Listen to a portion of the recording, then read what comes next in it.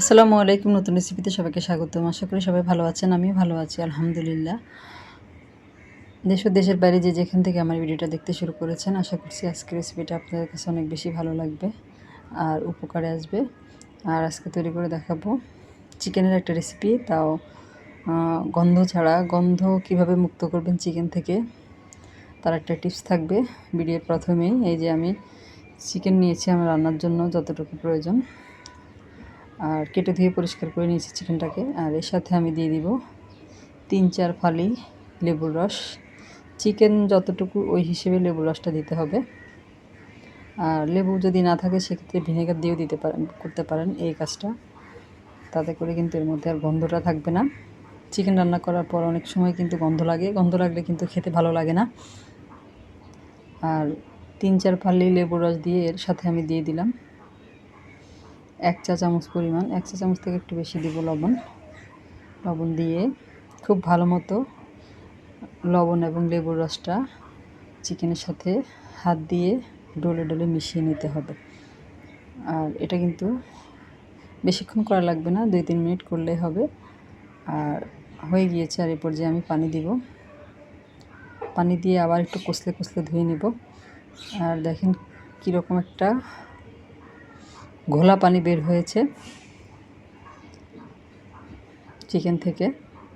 Normally ধুলে কিন্তু এরকম পানি বের হয় না। লেবুর রস এবং লবণ দিয়ে ধোয়ার কারণে কিন্তু পানিটা বের হয়েছে।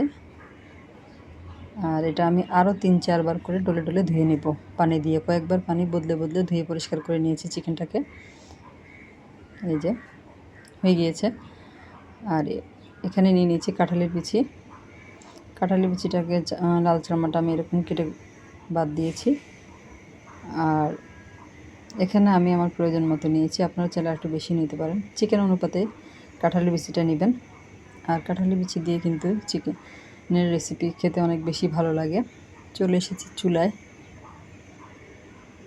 চুলায় প্যান বসিয়ে দিয়েছি। প্যান বসিয়ে দিয়ে এখানে আমি 4 টেবিল চামচের মতো সয়াবিন তেল দিয়ে দিলাম। আর দিয়ে দেব পেঁয়াজ কুচি।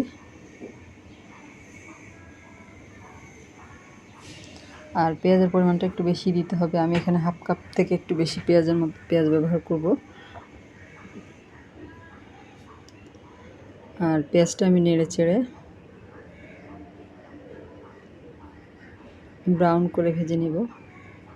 আমি আর একটু পেঁয়াজ দিচ্ছি, অর্থাৎ হাফ কাপ থেকে বেশি হবে। পেঁয়াজের পরিমাণটা একটু বেশি দিতে হবে।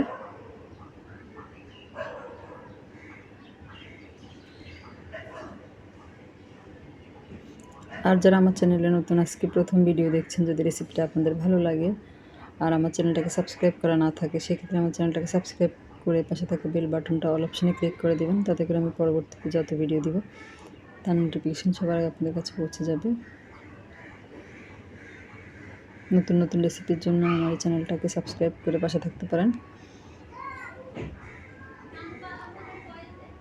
আর এখানে আমি 4 টুকরো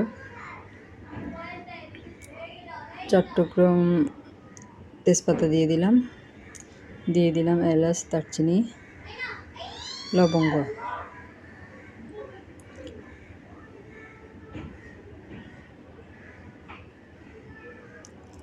পেঁয়াজটা একটু ভাজা হয়েছে, একেবারে ব্রাউন করিনি। আর এরপর যে আগে থেকে কেটে ধুয়ে রাখা চিকেনগুলো দিয়ে দেব পেঁয়াজের মধ্যে।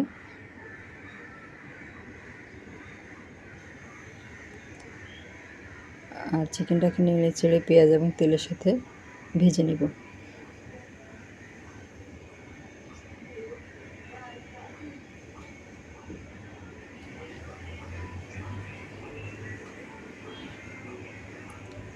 আর চিকেনের কালারটা চেঞ্জ হওয়া পর্যন্ত আমি ভেজে নেব।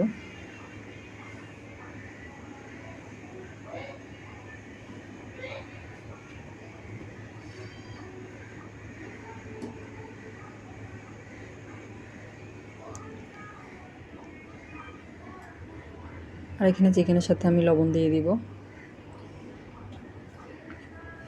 আর লবণটা পরিমাণ মতো দিতে হবে।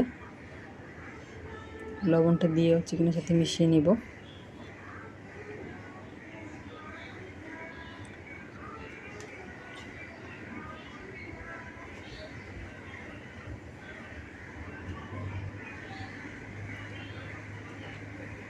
চিকেনের কিন্তু কালারটা চেঞ্জ হয়ে গিয়েছে।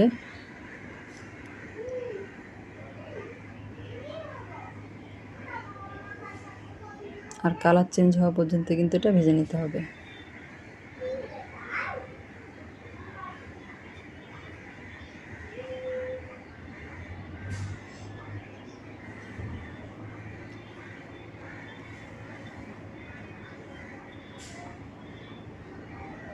ভাজা হয়ে গিয়েছে।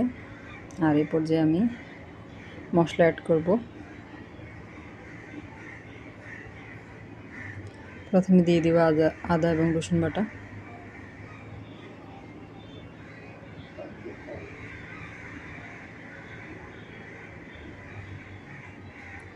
তিন চা চামচ পরিমাণ আদা রসুন বাটা দিয়েছি। আর দিয়ে দিব ধনিয়া ও জিরা বাটা, উঁচু করে 1 চা চামচ দিয়ে দিলাম। আদা রসুন এবং ধনিয়া ও জিরা বাটা একসাথে চিকেনের সাথে নেড়ে চেড়ে মিশিয়ে 1 মিনিটের মতো ভেজে নেব। আর এতে করে এর মধ্যে যে গন্ধটা থাকবে মশলার, ওটা চলে যাবে। আর এই পর্যায়ে দিয়ে দিলাম আমি হলুদের গুঁড়া 1 চা চামচ, ঝালের জন্য দিয়ে দিয়েছি মরিচের গুঁড়া 2 চা চামচের মতো। আর এখন দিয়ে দেব যে কাঁঠালের বিচিগুলো চামড়া চিলি ধুয়ে রেখেছি, ওটা দিয়ে দেব।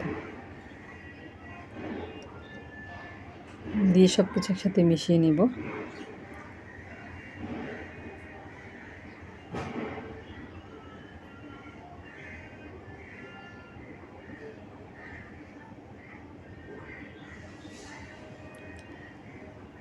আর কষানোর জন্য একটু পানি দিয়ে দেব।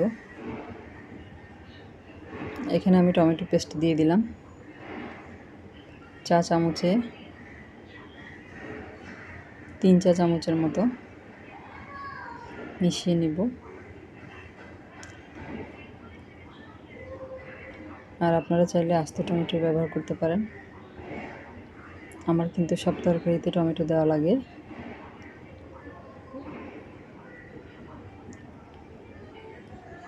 আর এটা কষানোর জন্য আমি এখানে হাফ কাপের মতো একটু পানি দিয়েছি।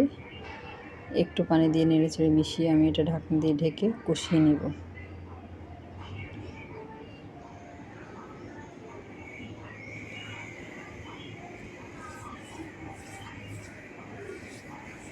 কষানো হয়ে গিয়েছে, তেলটা ছেড়ে এসেছে।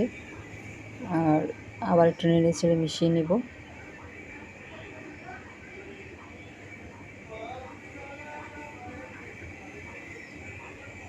আর এই পর্যায়ে আমি মাংস এবং কাঁঠালের বিচিটা সেদ্ধ হওয়ার জন্য দিয়ে দেব গরম পানি। পানি দিয়ে এটা আমি মিডিয়াম আঁচে প্রায় 15 থেকে 16 মিনিটের মতো রান্না করে নিয়েছি। এর মধ্যে কিন্তু চিকেন এবং কাঁঠালের বিচি দুটোই সিদ্ধ হয়ে গিয়েছে। আর এ পর্যায়ে দিয়ে দিব গরম মশলা গুঁড়া, 1 চা চামচের মতো গরম মশলা গুঁড়ো দিয়েছি। দিয়ে মিশিয়ে নেব।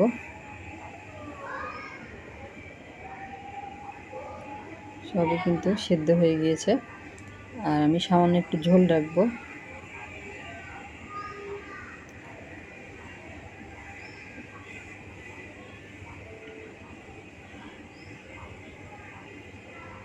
উপরে আমি কিছু আস্ত কাঁচামরিচ দিয়ে দিলাম ফ্লেভারের জন্য। আর একটু ধনেপাতা কুচি দিয়ে দিয়েছি। রান্নাটা আমার হয়ে গিয়েছে। সার্ভ করে আপনাদেরকে দেখাচ্ছি। দেখেন কতটা সুন্দর এবং লোভনীয় হয়েছে দেখতে। খেতেও কিন্তু খুবই মজা হয়েছিল, অসম্ভব মজা হয়েছিল। বাসায় একবার এই রেসিপিটা ট্রাই করে দেখবেন। রেসিপিটা আপনাদের কাছে কেমন লাগলো অবশ্যই কমেন্ট করে জানাবেন। সবাই অনেক বেশি ভালো থাকবেন। আল্লাহ হাফেজ।